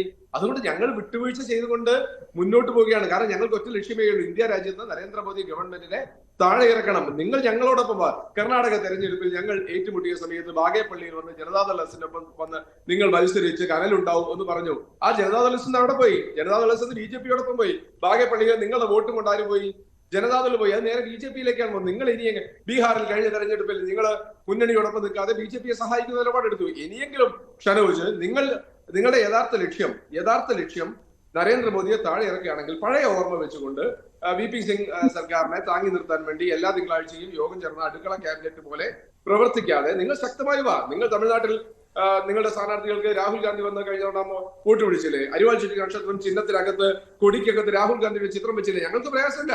നിങ്ങളും ജയിക്കണം, നിങ്ങളും വരണം എന്നാണ് ഞങ്ങൾ പറയുന്നത്. ഞാൻ നിജേഷിലേക്ക് തിരിച്ചു വരാം. ഒരു സെക്കൻഡ് പ്രിന്റു, ഇതാണ് ഒരു ചിത്രം. നരേന്ദ്രമോദിക്കെതിരായ ഒരു വികാരമുണ്ടാകുമെന്നാണ് LDF-ഉം UDF-ഉം ഒരുപോലെ പ്രതീക്ഷിക്കുന്നത്. മാത്രവുമല്ല, സാധാരണക്കാരുടെ വിഷയങ്ങൾ, വിലക്കയറ്റം തടഞ്ഞു നിർത്തുന്നതിൽ സാധാരണക്കാരൻ്റെ ചിലവ് അധികരിക്കുന്ന സാഹചര്യം ഉണ്ടാകുന്ന സ്ഥിതിവിശേഷം, ഇതൊക്കെ തെരഞ്ഞെടുപ്പിൽ പ്രതിഫലിക്കും എന്നാണ് പറയുന്നത്. വലിയ പദ്ധതികൾ ഉദ്ഘാടനം ചെയ്യുന്നുണ്ട് എന്ന കാര്യത്തിൽ ഒരുപക്ഷെ തർക്കമുണ്ടാകില്ല. പക്ഷേ ഈ സാധാരണക്കാരൻ്റെ നിത്യജീവിതത്തെ ബാധിക്കുന്ന വിഷയത്തിൽ സർക്കാർ വേണ്ടത്ര ഒരു ജാഗ്രത കാണിച്ചിട്ടില്ല എന്ന ആരോപണം വലിയൊരു പരിധിവരെ ശരിയല്ലേ? അല്ല, അത് എങ്ങനെയാണ് സാർ പറയാൻ സാധിക്കുക? നിങ്ങൾ മനസ്സിലാക്കണം, ഇന്നും ഈ കേരളത്തില് 25 ലക്ഷം ജനങ്ങൾക്ക് ഗരീബ് യോജന പ്രകാരം സൗജന്യമായിട്ട് റേഷൻ നൽകുന്ന സർക്കാരാണ് നരേന്ദ്രമോദിയുടെ. നിങ്ങൾ മനസ്സിലാക്കണം, OBC വിഭാഗത്തിൽപ്പെട്ട ആളുകൾക്ക് ഈ കേരളത്തിൽ നിന്ന് നമുക്കറിയാം, OBC വിഭാഗത്തിലെ ആളുകളുടെ വികാസത്തിന് വേണ്ടി മാത്രം 50,000 കോടി രൂപയുടെ അവരുടെ ക്ഷേമ പ്രവർത്തനങ്ങൾക്കും അവരുടെ നൈപുണ്യ വികസനത്തിനും മാത്രം പദ്ധതി പ്രഖ്യാപിച്ച സർക്കാരാണ് നരേന്ദ്രമോദിയുടെ. പിന്നെ അത് മാത്രമല്ല, ഇവർ നേരത്തെ സനോജ് പറഞ്ഞല്ലോ, റെയിൽവേ മേഖലയിൽ യാതൊരു വികസനവും നടക്കുന്നില്ല. അരി ആഹാരം തിന്നുന്ന കേരളത്തിലെ ആരെങ്കിലും വിശ്വസിക്കുന്ന കാര്യമാണോ അത്? റെയിൽവേ 76,000 കോടി രൂപയാണ് കഴിഞ്ഞ 7 വർഷം കൊണ്ട് കേരളത്തിലെ റെയിൽവേ വികസനത്തിന് മാത്രം ചെലവഴിക്കുന്നത്. സാർ, നിങ്ങൾ തിരുവനന്തപുരം, സനോജ് ഇങ്ങനെ പച്ച കള്ളം പറയാതെ കോഴിക്കോടും യാത്ര ചെയ്യുന്ന ഒരാളാണല്ലോ. ഈ കോഴിക്കോടത്തെയും തിരുവനന്തപുരത്തെയും എറണാകുളത്തെയും ഒക്കെ റെയിൽവേ മേഖലയിൽ വികസനം കാണുന്ന സമയത്ത് റെയിൽവേയിൽ വികസനം നടക്കുന്നില്ലെന്ന് എങ്ങനെയാ പറയാ? മൂന്നാം പാതയുടെ പ്രവർത്തനങ്ങൾ, അതിന്റെ ട്രയൽ റൺ അടക്കമുള്ള അതിന്റെ വികസനവുമായി ബന്ധപ്പെട്ട അതിന്റെ അലൊക്കേഷൻ അടക്കമുള്ള കാര്യങ്ങൾ നടത്തിക്കൊണ്ടിരിക്കുന്നു. തൊട്ടപ്പുറത്ത് റെയിൽവേയോട് ചേർന്നിട്ട് ഒരു 6 വരി പാത വരുന്നുണ്ട്. സമ്പന്നർക്ക് ആവശ്യമായ സാങ്കേതിക വിദ്യയൊക്കെ ഉണ്ടാകുന്നുണ്ട്. പക്ഷെ സാധാരണക്കാർക്ക് ആവശ്യമായ തീവണ്ടി സൗകര്യങ്ങൾ, അവർക്ക് ലഭിച്ചിരുന്ന കൺസെഷനുകൾ, അവർക്ക് നൽകിയിരുന്ന ഇളവുകൾ അല്ല, അത് അതൊക്കെ പോയി പുനഃസ്ഥാപിച്ചല്ലോ. എന്നാണ് പറയുന്നത്. സനോജ് നുണ പറയല്ലേ? സനോജ്, നമുക്കറിയാം നമ്മുടെ രാജ്യം ഒരു പ്രതിസന്ധി നേരിട്ടു. ആ കോവിഡ് നിയമനം പ്രതിസന്ധി എവിടെ? കാലഘട്ടത്തിൽ റെയിൽവേയിൽ നിയമനമുണ്ടോ? നിയമനമുണ്ടോ റെയിൽവേയിൽ? നിയന്ത്രണങ്ങൾ കൊണ്ടുവന്നു. ആ നിയന്ത്രണങ്ങളെ മുഴുവൻ ഇപ്പോൾ കഴിഞ്ഞ ദിവസമല്ലേ ഇല്ലാതാക്കിയത്? സാധാരണക്കാരന്റെ ടിക്കറ്റ് പഴയ നിരക്കിലേക്ക് പോയില്ലേ? നിങ്ങൾ മനസ്സിലാക്കണം. പിന്നെ ഈ സനോജ് നേരത്തെ പറഞ്ഞു റെയിൽവേയിൽ അപ്പോയിന്റ്മെന്റ് നടക്കുന്നില്ല. സനോജിന്റെ കണക്ക് ബ്ലണ്ടറാണ്. നിങ്ങൾ മൻമോഹൻ സിംഗിന്റെ 10 വർഷത്തെ റെയിൽവേ നടന്ന നിയമനങ്ങൾ നിങ്ങൾ പരിശോധിക്കുക. 7.5 ലക്ഷമാണ് നിയമനം. നരേന്ദ്രമോദി സർക്കാർ അധികാരത്തിൽ വന്നതിന് ശേഷം റെയിൽവേയിൽ നടന്ന എണ്ണം 10.5 ലക്ഷം ജനങ്ങൾക്കാണ് റെയിൽവേ നിയമനം കൊടുത്തിട്ടുള്ളത്. പിന്നെ സനോജ് എങ്ങനെയാ പറയാ ശരാശരി 1 ലക്ഷം പേർക്ക് റെയിൽവേ മേഖലയിൽ തൊഴിൽ കൊടുത്തിട്ടുള്ള സർക്കാരാണ് നരേന്ദ്രമോദിയുടേത്. പിന്നെ അടിസ്ഥാനരഹിതമായിട്ടുള്ള കാരണങ്ങൾ ഇങ്ങനെ പറയല്ലേ? പിന്നെ മറ്റൊരു കാര്യം ഇവർ നേരത്തെ പറഞ്ഞു, ഈ കേരളത്തിലെ റോഡ് വികസനവുമായി ബന്ധപ്പെട്ട് ഗ്രാമീണ റോഡുകൾ ഈ മൻമോഹൻ സിംഗ് അധികാരത്തിൽ പോകുന്ന സമയത്ത് ഈ രാജ്യത്ത് 1.46 ലക്ഷം ഗ്രാമീണ റോഡുകളാണ് ഉണ്ടായിരുന്നത്. ഇന്ന് രാജ്യത്ത് 3.2 ലക്ഷം ഗ്രാമീണ റോഡുകളുണ്ട്. നിങ്ങൾ മനസ്സിലാക്കണം. തൊഴിലുറപ്പ് മൻമോഹൻ സിംഗ് പോകുന്ന സമയത്ത് സാധാരണ ജനവിഭാഗത്തിൽ തൊഴിലുറപ്പിന്റെ കൂലി 198 രൂപയാണ്. ഇന്ന് തൊഴിലുറപ്പിൽ കേരളത്തിലെ ശരാശരി 100 തൊഴിൽ ദിനങ്ങളുണ്ട്. തൊഴിൽ ദിനങ്ങളിൽ ശരാശരി ഒരു തൊഴിലാളിക്ക് കിട്ടുന്ന പണം എന്ന് പറയുന്നത് 308 രൂപയാണ്. നിങ്ങൾ മനസ്സിലാക്കണം. നഞ്ച് മേടിക്കാൻ പണമില്ലാതെ ഈ രാജ്യത്തിലെ കേരളത്തെ ഇങ്ങനെ കഷ്ടപ്പെടുത്തില്ലെന്ന ഈ സനോജിന് എന്തും പറയാം. ഞങ്ങൾ അങ്ങനെയല്ല. ഞങ്ങൾക്ക് കൃത്യമായിട്ടൊരു വികസന കാഴ്ചപ്പാടുണ്ട്. ഞങ്ങൾ താങ്ങുവില പ്രഖ്യാപിച്ച് കേന്ദ്രം നൽകുന്ന പണം കർഷകന് കൊടുക്കാത്തതിന്റെ പേരിൽ കർഷകൻ ആത്മഹത്യയിലേക്ക് തള്ളിവിടുന്നതാണ് ഇവരുടെ നയം. ഞങ്ങൾ കൊടുക്കുന്ന പദ്ധതികൾ ആ പദ്ധതിയുടെ പേരുകൾ മാറ്റിക്കൊണ്ട് ആ പദ്ധതിയുടെ പണവിഹിതത്തെ അടിച്ചു മാറ്റിക്കൊണ്ട് അതിനെ മറ്റൊരു മേഖലയിലേക്ക് വഴിമാറ്റിക്കൊണ്ട് ഇവിടത്തെ ഈ വികസനത്തിന് കിട്ടുന്ന പണത്തെ ഇല്ലാതാക്കുന്ന ആളുകളാണ് ഈ ഇടതുപക്ഷം. അതുകൊണ്ടുള്ള 7ഓളം പദ്ധതികളെ കേരളത്തിൽ അട്ടിമറിച്ചു. എന്തിനാ അട്ടിമറിക്കാൻ കാരണം? 7 പദ്ധതികൾ ഇവർ പറയുന്നുണ്ടല്ലോ കേന്ദ്രം പണം തന്നില്ല എന്ന്. അടിസ്ഥാന ജനവിഭാഗത്തിന്റെ ക്ഷേമത്തിന് വേണ്ടി നടപ്പിലാക്കിയിട്ടുള്ള 7 പദ്ധതികളെയാണ് അതിൽ കൃത്യമായിട്ടുള്ള കണക്കുകൾ അവതരിപ്പിക്കാതെ ഈ കേരളത്തിൽ അട്ടിമറിച്ചത് ഇടതുപക്ഷമാണ്. നോക്കൂ, നിങ്ങൾ പറയല്ലേ, നമുക്കറിയാം വ്യക്തമായിട്ട് ആയുഷ്മാൻ ഭാരത്. ഞാൻ പറയാം, ആയുഷ്മാൻ ഭാരത് എന്ന് പറയുന്നത് ഈ ലോകത്തിൽ തന്നെ ഏറ്റവും വലിയ ഇൻഷുറൻസ് പദ്ധതിയാണ്. 55 കോടി ഗുണഭോക്താക്കളാണുള്ളത്. കേരളത്തിൽ 50 ലക്ഷം ഗുണഭോക്താക്കൾ ഉണ്ടായിരുന്നു. നിങ്ങൾ മനസ്സിലാക്കണം, ഇതിനു വേണ്ടി ചെലവഴിച്ച് നൽകിയിട്ടുള്ള പണം ഹോസ്പിറ്റലുകൾക്ക് കൊടുക്കാതെ ഹോസ്പിറ്റലുകളെ വലിയ സാമ്പത്തിക പ്രതിസന്ധിയിലേക്ക് മാറ്റി അവരെല്ലാവരും ആയുഷ്മാൻ ഭാരത് പദ്ധതിയിൽ നിന്ന് പിന്മാറി. അതിന്റെ ഭാഗമായി കൊണ്ട് ഈ പദ്ധതിയിൽ നിന്ന് പിന്മാറി ആ പദ്ധതി ഇവിടെ അട്ടിമറിച്ചു. നിങ്ങൾ മനസ്സിലാക്കണം, 5 ലക്ഷം രൂപയുടെ ഇൻഷുറൻസ് പദ്ധതി ലോകത്തിന് മാതൃകയാക്കി അവതരിപ്പിച്ച ഈ രാജ്യത്തെ ആ പദ്ധതിയെ മുഴുവൻ അട്ടിമറിച്ചത് ഇവരല്ലേ? നിങ്ങൾ മനസ്സിലാക്കണം. ഇപ്പോ ഇവര് നേരത്തെ പറഞ്ഞല്ലോ ഈ നമ്മുടെ ലൈഫ് മിഷൻ പദ്ധതിയുമായി ബന്ധപ്പെട്ട് എന്താ ഇവർ ചെയ്തത്? അതിന്റെ പദ്ധതിയുമായി ബന്ധപ്പെട്ട് ഇവര് പറയും കേന്ദ്രം നൽകുന്നത് 90,000 രൂപയല്ലേ, ഞങ്ങൾ ബാക്കി പണം തരുന്നു എന്നൊക്കെ ഇവർ പറയും. ഞാൻ ചോദിക്കട്ടെ, ആ പദ്ധതിയുടെ വിഹിതവുമായി ബന്ധപ്പെട്ട് കൃത്യമായ കണക്കുകൾ നിങ്ങൾ ഇന്ന് വരെ സമർപ്പിച്ചിട്ടുണ്ടോ? അത് സമർപ്പിക്കാത്തതിന്റെ പേരിൽ ഇപ്പോഴും ആ പദ്ധതി ഇപ്പോഴും വഴിമുട്ടി നിൽക്കുന്നത്. അപ്പൊ കേന്ദ്രത്തിന്റെ 7 പദ്ധതികളെ അട്ടിമറിച്ചുകൊണ്ട് സർവ്വസാധാരണക്കാരന്റെ ആനുകൂല്യങ്ങളെ ഇവിടെ എന്ത് ചെയ്യുന്നു? അടിസ്ഥാന ജനവിഭാഗത്തിന് കിട്ടേണ്ട ആനുകൂല്യങ്ങളെ തകർത്തവരാണ് ഇടതുപക്ഷം. നമുക്ക് ഒരുപക്ഷെ സനോജിന് ഒരല്പം സമയം കൊടുക്കേണ്ടിയിരിക്കും. ശ്രീ സനോജ്, കേന്ദ്ര സർക്കാരിൻ്റെ പദ്ധതികളെ അങ്ങനെ പേരുമാറ്റി അവതരിപ്പിക്കുന്നു, അതേപോലെ പദ്ധതികളെ അട്ടിമറിക്കുന്നു, കേന്ദ്രം നൽകുന്ന ധനം ഇവിടെ ആളുകളിലേക്ക് എത്തിക്കുന്നില്ല, അങ്ങനെ ഒട്ടനവധി ആരോപണങ്ങൾ NDA നിരത്തുന്നുണ്ട്. അതിൽ എന്ത് വാസ്തവമുണ്ട് എന്ന് കരുതുന്നു?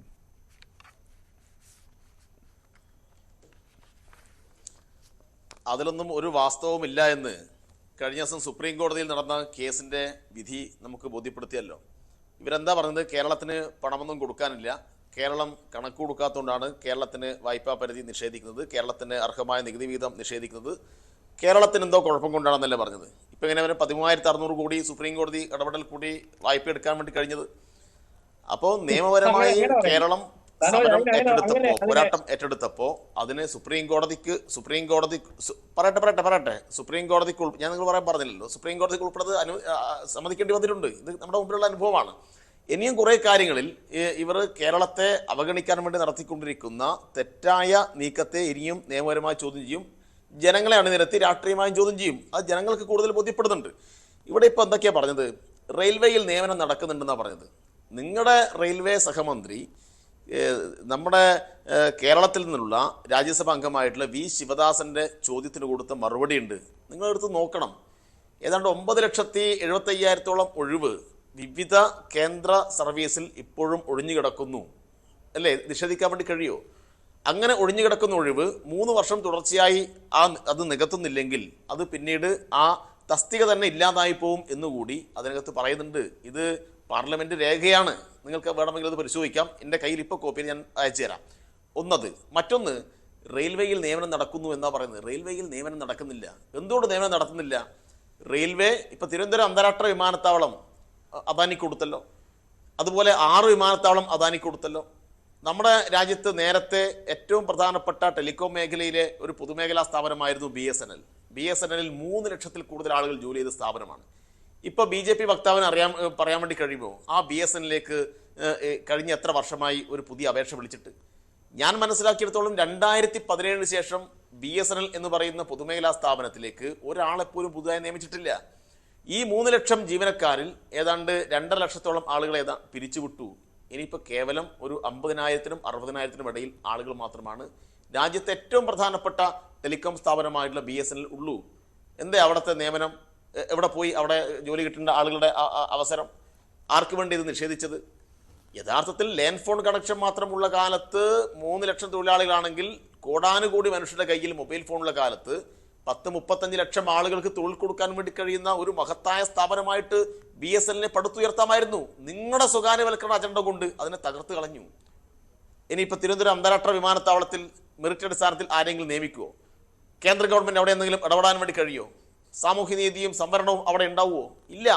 അവിടെ അദാനി തീരുമാനിക്കുന്ന ആള് അദാനി തീരുമാനിക്കുന്ന പണത്തിന് ശമ്പളത്തിന് പണിയെടുക്കണം.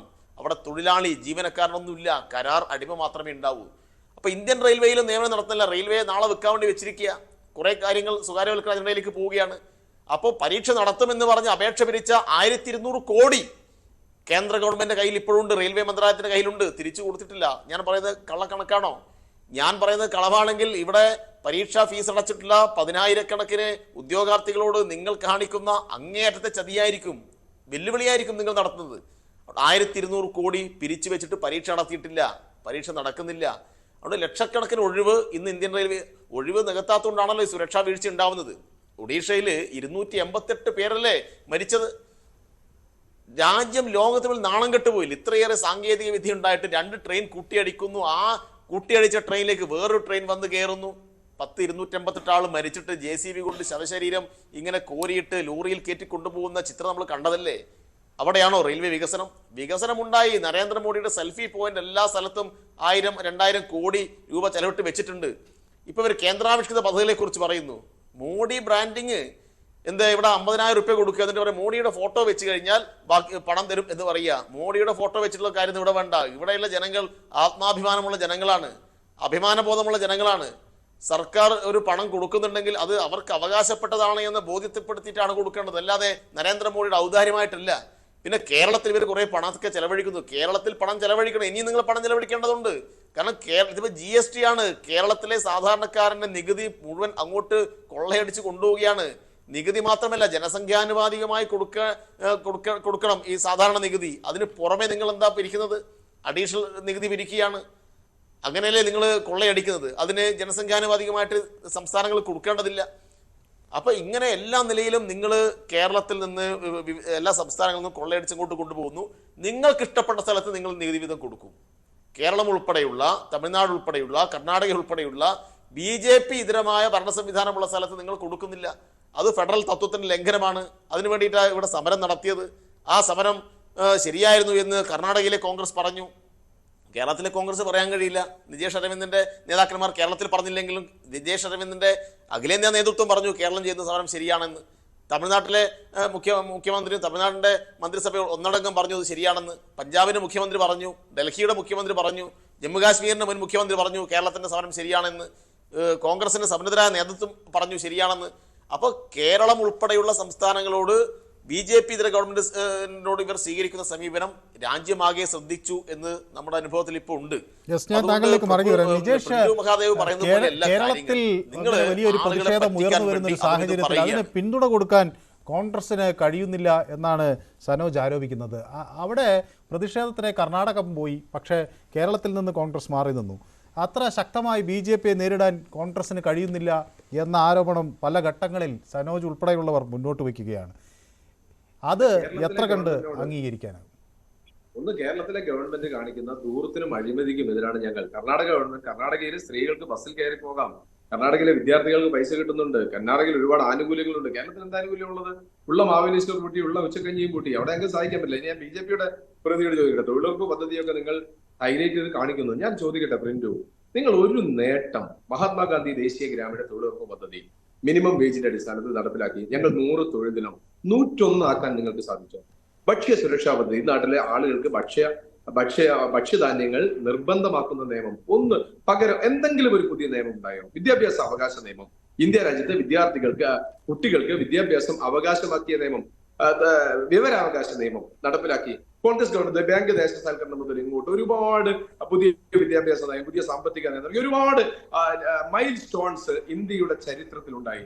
10 കൊല്ലം കൊണ്ട് നോട്ട് നിരോധനവും GSTയും അല്ലാതെ മറ്റെന്തെങ്കിലും ഒന്ന് നിങ്ങൾക്ക് കാണിക്കാനുണ്ടോ? അമ്പലം ഉണ്ടാക്കുക, പള്ളി ഉണ്ടാക്കുക, പുതിയ മന്ദിരത്തിലേക്ക് വെക്കുക, ചെങ്കോല് വെക്കുക, പാത്രം മുട്ടുക, ചൂട്ട് കത്തിക്കുക, അതിനപ്പുറത്തേക്ക് എന്തെങ്കിലും ഒന്ന് ഈ ഗവൺമെന്റിന് 10 വർഷത്തെ മോദി ഗവൺമെന്റിന് ഇന്ത്യയുടെ നയത്തെ മാറ്റിയ, ഇന്ത്യയുടെ സാധാരണക്കാരൻ ബെനിഫിറ്റ് കൊടുക്കുന്ന, ലോക രാജ്യങ്ങൾക്കിടയിലേക്ക് ഇന്ത്യയെ കൈപിടിച്ചു എന്ന ഒരു നിയമം നിങ്ങൾക്ക് പറയാൻ സാധിക്കും? നിങ്ങൾ ഏതായാലും മാറ്റിവെക്കാൻ പോകല്ലേ? എന്തെങ്കിലും ഒന്ന് പറഞ്ഞാൽ ഞങ്ങൾ അംഗീകരിക്കാം. ഞാൻ ഈ പറഞ്ഞ ശ്രേണിയിൽപ്പെട്ട നെഹ്റുവിന്റെ കാലം മുതൽ ഇങ്ങോട്ട് ഡോക്ടർ മൻമോഹൻ സിംഗിന്റെ കാലഘട്ടം വരെ ഇന്ത്യ എന്ന് പറയുന്ന രാജ്യത്തെ തന്നെ മുകളിലേക്ക് എത്തിച്ച, ലോക രാജ്യങ്ങളിലേക്ക് എത്തിച്ച ഒരുപാട് നയങ്ങളാണ് സൂചിപ്പിച്ചത്. ഒരു നയം ഒന്ന് നിങ്ങൾക്ക് പറയാൻ സാധിക്കും? നരേന്ദ്രമോദി വലിയ പ്രതിമയുണ്ടാക്കിയിട്ടുണ്ട്, ഒരു കാര്യം പ്രിന്റ് പറയാൻ പറ്റുമോ? 50 കോടി ജനങ്ങൾക്ക് അക്കൗണ്ട് നൽകിയ ആളുകളാണ് നിങ്ങൾ. 60 വർഷം കഴിഞ്ഞിട്ട് 12 കോടി ജനങ്ങൾക്ക് ടോയ്ലറ്റ് ഉണ്ടായിരുന്നില്ല ഈ രാജ്യത്ത്.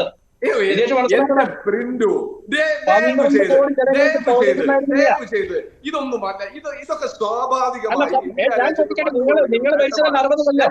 ഈ രാജ്യത്തിലെ അടിസ്ഥാന വിഭാഗത്തിന് 12 മനസ്സിലാക്കേണ്ടത് ഇന്ത്യയുടെ നികുതി പണം എടുത്ത് അവിടെ ചെലവഴിച്ചു എന്നല്ല, ഇന്ത്യയുടെ നയത്തെ മാറ്റം വരുത്തുന്ന. പ്രിന്റ് മനസ്സിലാക്കുക, ഞാൻ ചോദിച്ചത് മനസ്സിലാക്കുക. ഇന്ത്യയുടെ കിട്ടുന്ന നികുതി പണം എടുത്ത് പെട്രോളിയം ഉൽപ്പന്നങ്ങളുടെ 50% നികുതി എടുത്ത് ഞങ്ങൾ ടോയ്ലറ്റ് ഉണ്ടാക്കിയെന്നല്ല പറയുന്നത്. ഇന്ത്യയുടെ നയപരമായ തീരുമാനങ്ങൾ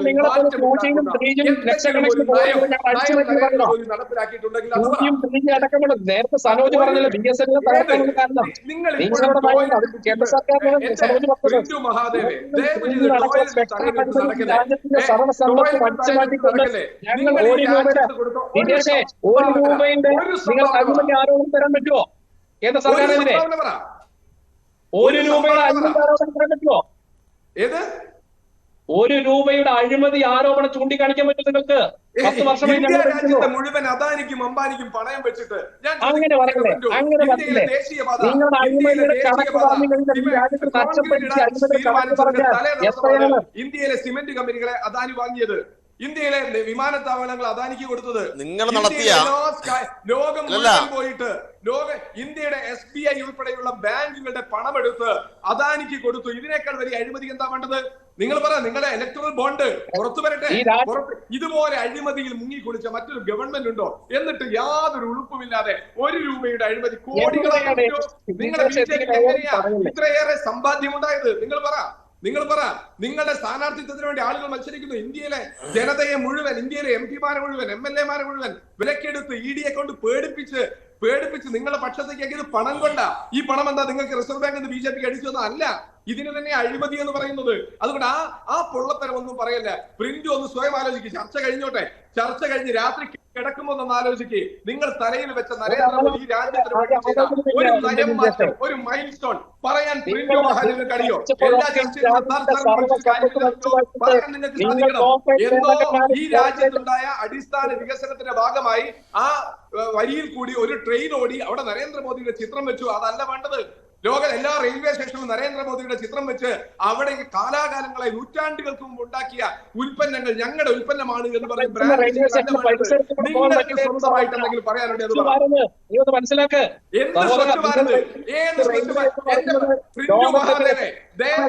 അതിലേക്ക് പോകല്ലേ. അത് ഇന്ത്യ രാജ്യത്തെ സാധാരണക്കാരുടെ നികുതി പണം എടുത്ത് കക്കൂസ് ഉണ്ടാക്കിയതാണ് ഞങ്ങളുടെ നേട്ടമെന്നല്ല പറയേണ്ടത്. ഇന്ത്യ രാജ്യത്തിനെ മാറ്റിമറിക്കാൻ പറ്റിയ തൊഴിലുറപ്പ് പദ്ധതിയെ പോലെ, വിവരാവകാശ നിയമത്തെ പോലെ, വിദ്യാഭ്യാസ അവകാശ നിയമത്തെ പോലെ, ഭക്ഷ്യസുരക്ഷാ നിയമത്തെ പോലെ നിങ്ങൾക്ക് പറയാനുണ്ടെങ്കിൽ അത് പറ. സ്വച്ഛ ഭാരത് സ്വച്ഛ ഭാരത് എത്ര കാലമായി മിസ്റ്റർ കേൾക്കാൻ തുടങ്ങിയിട്ട്? എത്ര കാലമായി ഇന്ത്യ രാജ്യത്തെ നികുതി പണം എടുത്ത് കക്കൂസ് ഉണ്ടാക്കുന്നതാ ഞങ്ങളുടെ നേട്ടം എന്ന് പറയാൻ എന്തെങ്കിലും ഒരു നാണമില്ല നിങ്ങൾക്ക്? ട്രാൻസാക്ഷൻ രീതിയിലേക്ക് ഈ രാജ്യത്തെ മാറ്റി നരേന്ദ്രമോദി സർക്കാരാണ്. ഡിജിറ്റൽ ലോകത്തിലേക്ക് കൈപ്പിടിച്ചത് ഈ സർക്കാരാണ്. നിങ്ങൾ അതിന്റെ ഒരു നയം പറ. UPA ഗവൺമെന്റ് മുന്നോട്ട് കൊണ്ടുവന്ന നയങ്ങളുടെ ബാക്കി നിങ്ങൾ തുടരുന്നത് നിങ്ങളതല്ല, അത് സ്വാഭാവികമായി സഞ്ചരിക്കുന്നതാ. സ്വാഭാവികമായിട്ട് നിങ്ങളുടെ നയം കൊണ്ട്, നിങ്ങളുടെ നിയമം കൊണ്ട് ഈ രാജ്യത്തിന് മാറ്റമുണ്ടാക്കി എന്തെങ്കിലും ഒന്ന് പറയാനുണ്ടോ? എന്തെങ്കിലും ഒരക്ഷരം നിങ്ങൾക്ക് പറയാനുണ്ടോ? ഞാനിനി ഒരു അല്പസമയം നമുക്ക് സനോജിന് കൂടി കൊടുക്കേണ്ടതുണ്ട്. ശ്രീ സനോജ്, ഈ തർക്കം താങ്കൾ സസൂക്ഷ്മം കേട്ടിരിക്കും. ഒരു വലിയ പോളിസി കോൺഗ്രസ് ആണ് ഈ രാജ്യത്തിൽ അവതരിപ്പിച്ചത്. ആ പോളിസിയാണ് പിന്നീട് എല്ലാറ്റിനും അടിത്തറയായത്. അങ്ങനെ നോക്കുമ്പോൾ BJPയെ പ്രതിരോധിക്കാൻ കൂടുതൽ കരുത്ത് കോൺഗ്രസിനുണ്ട് എന്നാണ് നിജേഷ് പറഞ്ഞു വയ്ക്കുന്നത്. ആ പോളിസിയുമായി രാജ്യത്തിന് മുന്നോട്ട് പോകേണ്ടി വരുന്നൊരു സാഹചര്യമാണ് ഇപ്പോഴും ഉള്ളത്. എങ്ങനെ കാണുന്നു ആ അവകാശവാദത്തെ? എന്ത് പോളിസിയാണ്? ഇപ്പം സാമ്പത്തിക നയമാണല്ലോ ഇവർ പറയുന്ന കാര്യം. സാമ്പത്തിക നയം എന്ന് പറയുന്നത് കോൺഗ്രസും BJPയും പിന്തുടരുന്ന സാമ്പത്തിക നയം ഒരേ സാമ്പത്തിക നയം തന്നെയാണ്. ഇപ്പോൾ കോൺഗ്രസ് അത് കുറച്ച് സാവധാനത്തിൽ നടപ്പാക്കി, BJP അത് ശക്തമായി നല്ല വേഗതയിൽ നടപ്പാക്കി എന്ന് മാത്രമേ ഉള്ളൂ. ഇപ്പോൾ പൊതുമേഖലയുടെ വിൽപ്പനയെക്കുറിച്ച് പറഞ്ഞല്ലോ. പൊതുമേഖല ആരാ വിൽക്കാൻ തുടങ്ങിയത്? പൊതുമേഖല വിൽപ്പന തുടങ്ങിയത്, അതുമായി ബന്ധപ്പെട്ട കാര്യങ്ങൾ മുന്നോട്ട് കൊണ്ടുപോയത് നിജേഷ് അരവിന്ദിൻ്റെ പ്രസ്ഥാനമായിരുന്നല്ലോ.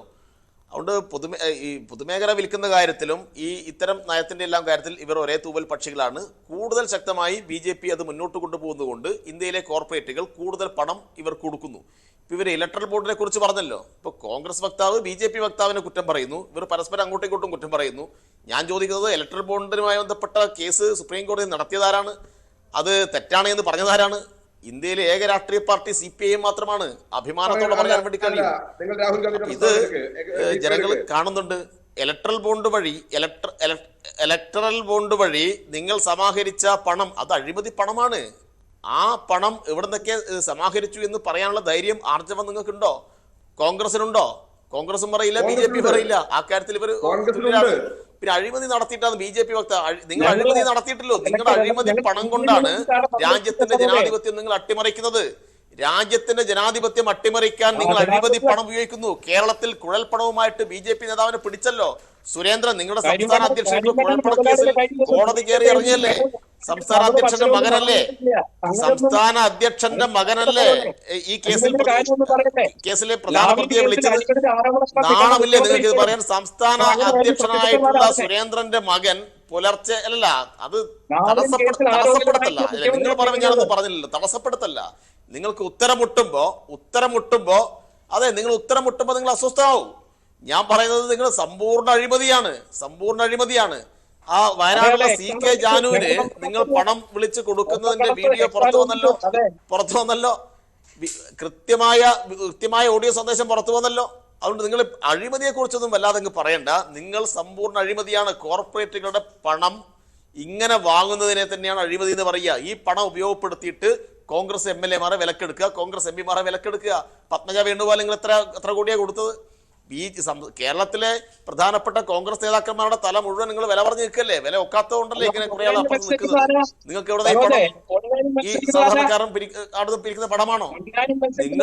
നിങ്ങൾ പണം കൊള്ളയടിക്കുന്നു. പണം കൊടുത്തിട്ട് MLA മാരെ വില കൊടുത്തു. ഗോവയിൽ നിങ്ങൾ വാങ്ങി, നിങ്ങൾ മധ്യപ്രദേശിൽ വാങ്ങി, കർണാടകയിൽ വാങ്ങി, ഇതാ ഇപ്പൊ ഹിമാചൽ പ്രദേശിൽ വാങ്ങി. ഇവരിപ്പോ തമ്മിൽ വലിയ അടി നടന്നല്ലോ. ഹിമാചൽ പ്രദേശ് നിതീഷ് അരവിന്ദിന്റെ പാർട്ടിയുടെ 6 MLA മാർ ഇപ്പൊ എവിടെയാ? എങ്ങനെയാ ഹിമാചൽ പ്രദേശിൽ ഇപ്പൊ പ്രതിസന്ധി ഉണ്ടായത്? ഹിന്ദി മേഖലയിലെ ഏക സംസ്ഥാനമല്ലേ, കോൺഗ്രസ് അധികാരമുള്ള ഏക സംസ്ഥാനമല്ലേ ഹിമാചൽ പ്രദേശ്? അവിടെ പാവപ്പെട്ട ജനങ്ങൾ കോൺഗ്രസ് വിജയിപ്പിച്ചു. എന്നിട്ട് രാജ്യസഭയിലേക്ക് അഭിഷേക് സിംഗ്വിയെ പറഞ്ഞു വിട്ടില്ലേ ഇവര്? പറയാൻ തന്നെ ഉണ്ട്. അപ്പൊ നിങ്ങള് പരസ്പരം തർക്കിക്കുമ്പോ നിങ്ങൾ ഈ കാര്യങ്ങൾ കൂടി നിങ്ങൾ ജനങ്ങൾക്ക് മനസ്സിലാക്കി കൊടുക്കേണ്ടതുണ്ട്. അഴിമതിയുടെ കാര്യത്തിലും ഈ സാമ്പത്തിക നയത്തിന്റെ കാര്യത്തിലും ആളുകളെ പണം കൊടുത്ത് അപ്പുറം ഇപ്പുറം വാങ്ങുന്ന കാര്യത്തിലൊക്കെ നിങ്ങൾ ഒരേ തൂവൽ പക്ഷികളാണ്. അതാ ഞാൻ പറഞ്ഞു. ഞാൻ നേരത്തെ രാജസ്ഥാനിലെ കാര്യം പറഞ്ഞപ്പോ നിങ്ങൾ ഒരു അക്ഷരം പറഞ്ഞില്ല. രാജസ്ഥാനിലെ കാര്യം പറഞ്ഞപ്പോ നിങ്ങൾ ഒരു അക്ഷരം പറഞ്ഞില്ല. നിങ്ങൾ പറഞ്ഞോ രാജസ്ഥാനിലെ രാജ്യസഭയിലേക്ക് ആര് ജയിക്കും? നിങ്ങൾ പറ. രാജസ്ഥാനിൽ അല്ല, രാജസ്ഥാനിൽ ഇനി വരുന്ന രാജ്യസഭാ സീറ്റിൽ ആര് ജയിക്കും? എന്തിനാണ് കോൺഗ്രസ് ബി.ജെ.പിക്ക് എളുപ്പത്തിൽ ഒരു രാജ്യസഭാ എം.പിയെ നിങ്ങൾ അങ്ങനെ അനുവദിച്ചു കൊടുത്തത്?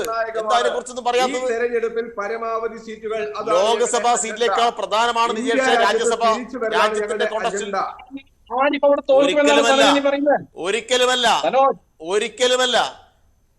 പിന്നെങ്ങനെയാ? അല്ലല്ല, രാജസ്ഥാനിൽ അല്ലല്ല, ഞാൻ പറയട്ടെ, കണ്ടറിയേണ്ട കാര്യമാണ്. തോക്കുമോ?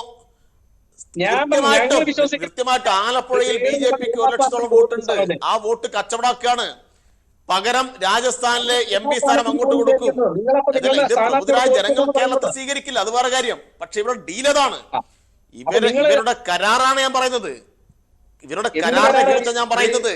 രാജസ്ഥാനിൽ ബി.ജെ.പിക്ക് ഒരു എം.പിയെ കൊടുക്കുന്നു, രാജ്യസഭാ സീറ്റ് കൊടുക്കുന്നു. പകരം ആലപ്പുഴയിൽ ബി.ജെ.പി വോട്ട് മറച്ചിട്ട് കൊടുക്കുന്നു. ആരിഫിനെ പരാജയപ്പെടുത്താൻ ആവശ്യമായ ഡീൽ നടത്തുന്നു. ഇതല്ലേ ഡീല്? ഇത് ശോഭാ സുരേന്ദ്രനെ പോലെ ഒരാൾ മത്സരിക്കുമ്പോൾ നമ്മുടെ മുമ്പിലുള്ള കാര്യമല്ലേ? ശോഭാ സുരേന്ദ്രൻ ഇത്രയും കാലം എവിടെയായിരുന്നു? അപ്പൊ രാജസ്ഥാനിൽ ആര് ജയിക്കും? നിങ്ങൾ പറ, രാജസ്ഥാനിൽ ഇനി രാജ്യസഭയിലേക്ക് നടക്കുന്ന ഒഴിവിൽ ആര് ജയിക്കും? ഒരു ബി.ജെ.പി സ്ഥാനാർത്ഥിയെ ഇത്ര എളുപ്പത്തിൽ ജയിക്കാൻ നിങ്ങൾക്ക് എങ്ങനെ മനസ്സ് വരുന്നു? അത് നിങ്ങൾ ആലോചിക്കണ്ടേ? അപ്പൊ കെ.സി. വേണുഗോപാൽ തോക്കും നിങ്ങൾ ഉറപ്പിച്ചോ? കെ.സി. വേണുഗോപാൽ നിങ്ങൾ തോൽപ്പിക്കാനാണോ ഇവിടെ മത്സരിപ്പിക്കുന്നത്? ജയിക്കലും തോക്കലൊക്കെ അവിടെ നിൽക്കട്ടെ. ഞാൻ അതിന് പിന്നിൽ ഡീലിനെ കുറിച്ചാണ് പറയുന്നത്. ഞാൻ അതിനെ കുറിച്ച് ഡീലിനെ കുറിച്ചാണ് പറയുന്നത്. എന്താ പറയുക? നിങ്ങൾ കെ.സി. വേണുഗോപാൽ തോക്കും. കെ.സി. വേണുഗോപാൽ ആലപ്പുഴയിൽ തോക്കാൻ വേണ്ടി മത്സരിക്കുന്നതാണ്. ഇപ്പൊ ബി.ജെ.പിക്ക് ഒരു രാജ്യസഭാ സീറ്റ് കൊടുക്കാതിരിക്കാൻ കെ.സിക്കെതിരായി നിങ്ങൾ വോട്ട് ചെയ്യുമെന്ന് പറയാം. യെസ്, നിജേഷിന് ഒരുപക്ഷെ അതിന് മറുപടി ഉണ്ടാകുമായിരിക്കും ഞാൻ കരുതുകയാണ്. ഇത് ഒരു ഡീലാണെന്നാണ് പറയുന്നത്. ലോക്സഭാ സീറ്റാണ്. ഈ തെരഞ്ഞെടുപ്പിൽ ഞങ്ങൾ സർവ്വശക്തി ഉപയോഗിച്ച് എല്ലാ വിട്ടുവീഴ്ചയും ചെയ്ത് ബി.ജെ.പിക്കെതിരെ പോരാടുകയാണ്. പരമാവധി ലോക്സഭാ സീറ്റുകൾ അതാണ് ഞങ്ങളുടെ ലക്ഷ്യം. ബി.ജെ.പിയുടെ സീറ്റ് പരമാവധി കുറയ്ക്കുക, അത് മാത്രമാണ് ഞങ്ങളുടെ ലക്ഷ്യം. അതിനപ്പുറത്തില്ല. ലോക്സഭാ ഇലക്ഷൻ കഴിയട്ടെ, ഇന്ത്യയുടെ ഭരണം തിരിച്ചു വരട്ടെ, നമുക്ക് കാണാമല്ലോ. സുഹൃത്തെ, ലോകസഭാ സീറ്റ് മാത്രമല്ല, അതുപോലെ തന്നെ നിർണായകമാണ് രാജ്യത്തിന്റെ ഇപ്പോഴുള്ള നിലയിൽ രാജ്യസഭാ അംഗം, അതിന്റെ സ്ഥാനം. ഞാൻ പറഞ്ഞല്ലോ, കേവല ഭൂരിപക്ഷത്തിന് 4 സീറ്റിന്റെ കുറവാണ് ബി.ജെ.പിക്കുള്ളത്. അപ്പൊ അവിടെ കൂടുതൽ ഭൂരിപക്ഷം ഉണ്ടായി കഴിഞ്ഞാൽ രാജ്യത്തിന്റെ ഭരണഘടന തന്നെ അട്ടിമറിക്കപ്പെടും എന്ന നിലയിലേക്ക് കാര്യങ്ങൾ പോകുന്നു. നിങ്ങൾ രാഷ്ട്രീയ നിരീക്ഷകരല്ലേ? നിങ്ങൾ അങ്ങനെ ഒരു പ്രധാനപ്പെട്ട പാർട്ടിയുടെ നേതാവായിട്ട് നിങ്ങൾ അതിനെ ഇത്ര ലാഘവത്തോട് കാണുന്നത്? സീറ്റ് പിടിച്ചോളും. രാജ്യസഭ 5 വർഷം കൂടുമ്പോ അല്ലല്ലോ, 5 വർഷം കൂടുമ്പോ അല്ലല്ലോ, ഓരോ 6 മാസം കൂടുമ്പോഴും രാജ്യസഭ തെരഞ്ഞെടുപ്പ്. എന്താണ് നിങ്ങൾ എവിടുന്ന് ജയിക്കാനാണ്? ജയിച്ച സ്ഥലത്തല്ല ബേജാറുണ്ട്. നിങ്ങൾക്ക് ബേജാറില്ലെങ്കിലും ഞങ്ങൾക്ക് ബേജാറുണ്ട്. നിങ്ങൾക്ക് ബേജാറില്ലെങ്കിൽ ഞങ്ങൾക്ക് ബേജാറുണ്ട്. നിങ്ങൾക്ക് രാജ്യത്തെ കുറിച്ച് ബേജാറുണ്ടാവില്ല. നിങ്ങൾക്ക് പണത്തിന്റെ കെട്ട് കാണുമ്പോ കണ്ണ് മഞ്ഞളിക്കും. ഞങ്ങൾക്ക് ബേജാറുണ്ട്. നിങ്ങൾ പറഞ്ഞല്ലോ അടുത്ത നിയമസഭയിൽ ഇലക്ഷൻ നടക്കുമ്പോ ഞങ്ങൾ അവിടെ ജയിക്കും. നിങ്ങൾ ജയിച്ച സ്ഥലത്തെ സ്ഥിതി എന്താ? ഹിമാചലിലെ സ്ഥിതി എന്താ?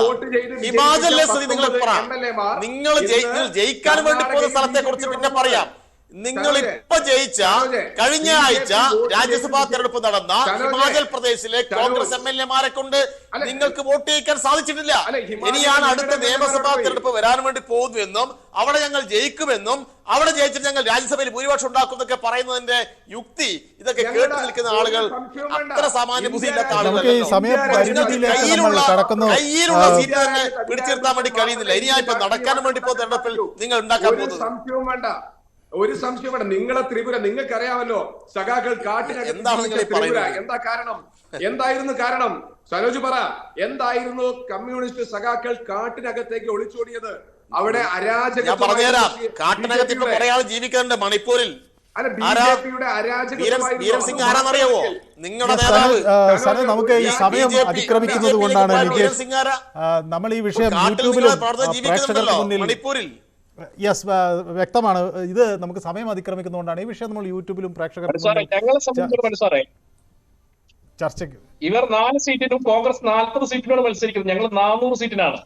അത് ഈ കേരളത്തിലെ ജനങ്ങളടക്കം BJPക്ക് സീറ്റ് തരും. യെസ്, മോദി ഗ്യാരണ്ടി കേരളത്തിൽ വോട്ടാകുമോ എന്ന ചോദ്യത്തിന് 50% ആളുകൾ അതിൽ വോട്ടിൽ വ്യത്യാസം ഉണ്ടാകും എന്ന പ്രതീക്ഷയാണ് വയ്ക്കുന്നത്. 48% ആളുകൾ അത് നടക്കില്ല എന്ന് പറയുന്നു. 2% ആളുകൾ നിഷ്പക്ഷമായി നിൽക്കുന്നു. വളരെ നന്ദി എന്നോടൊപ്പം ഈ ചർച്ചയിൽ പങ്കെടുത്ത കോൺഗ്രസ് നേതാവ് നിജേഷ് അരവിന്ദ്, അതുപോലെ DYFI നേതാവ് VK സനോജ്, ഒപ്പം BJP വക്താവ് പ്രിൻഡു മഹാദേവ്. ഇന്നത്തെ പ്രൈം ഡിബേറ്റ് ഇവിടെ സമാപിക്കുന്നു. നാളെ മറ്റൊരു വിഷയമായി വീണ്ടും കാണാം. നന്ദി.